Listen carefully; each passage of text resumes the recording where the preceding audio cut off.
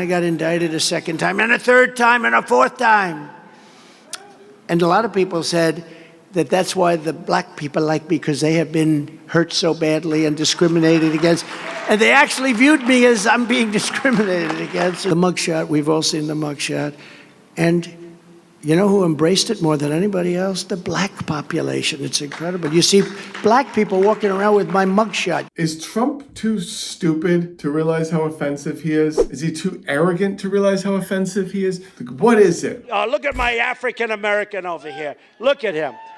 Are you the greatest? Do you know what I'm talking about? Okay. So we have an African American guy at one of the rallies a month ago, and he's sitting there behaving. Why do you have to mention that the black person is behaving? So there's a black person, but don't worry, he was behaving himself. He's doing quite well. Pretty impressive. The little boy's driving it well, and he's putting well.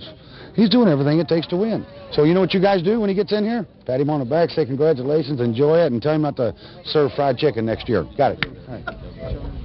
Or collard greens or whatever the hell it is. That was Fuzzy Zoeller during the 1997 Masters tournament, which Tiger Woods went on to win. And the best part about that, just a little side note, that was at a golf club that was segregated. Like, they didn't allow black members. It was kind of like a big thing. I digress. But yeah, fried chicken, collard greens, normal things to talk about with regards to black people, and golf, normal conversation, These are the same people that don't see race and don't see color, right? Look at my African American over here. Do you know what I'm talking about? I don't think that's exclusive to conservatives. I just think they're like a little better at it, like a little better at just being ignorant and racist. Take what this Fox News host said during the pandemic. For San Diego city workers to get the COVID-19 vaccine or lose their job, putting public safety at risk as hundreds of the city's police officers remain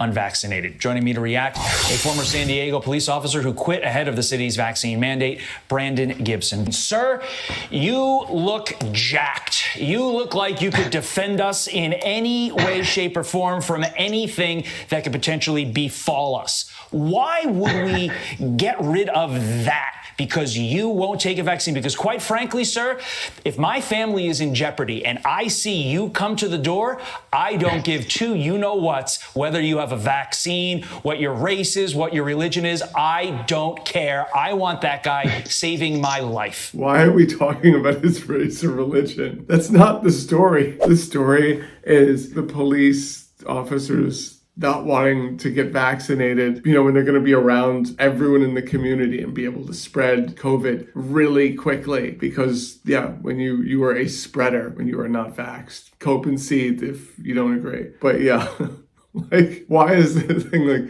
hey, I don't care what race you are, you come to my house. Yeah. I don't care about your race. Weird. It's okay to have racial literacy, right? Like, having racial literacy is totally fine. I don't understand how they feel like they're above the fray by having zero racial literacy. No literacy with regards to this at all. By the way, just circling back, the cops, when this happened, it was so funny. All these cops went in threatening to quit if they were made to get vaxxed, which, like we said, it's like the trash taking itself out. But at the same time, it's so funny because they all threatened to quit. At the end of the day, out of thousands of them, it was always like 2 or 3 cops. It was just like, that actually quit, that actually followed through. The rest just, but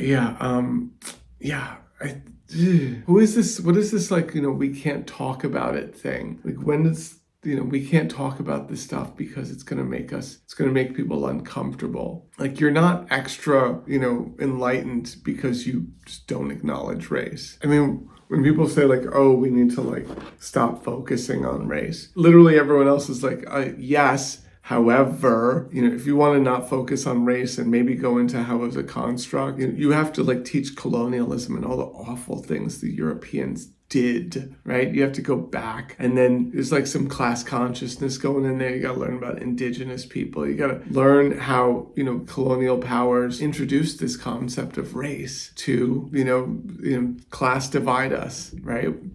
And, I think it was the Boxer Rebellion, not a good rebellion, but also after that, the British were like, yeah, we got to separate these people, the Spanish too. So you got to go back and, learn about colonialism if you want to, be above the fray with regards to race.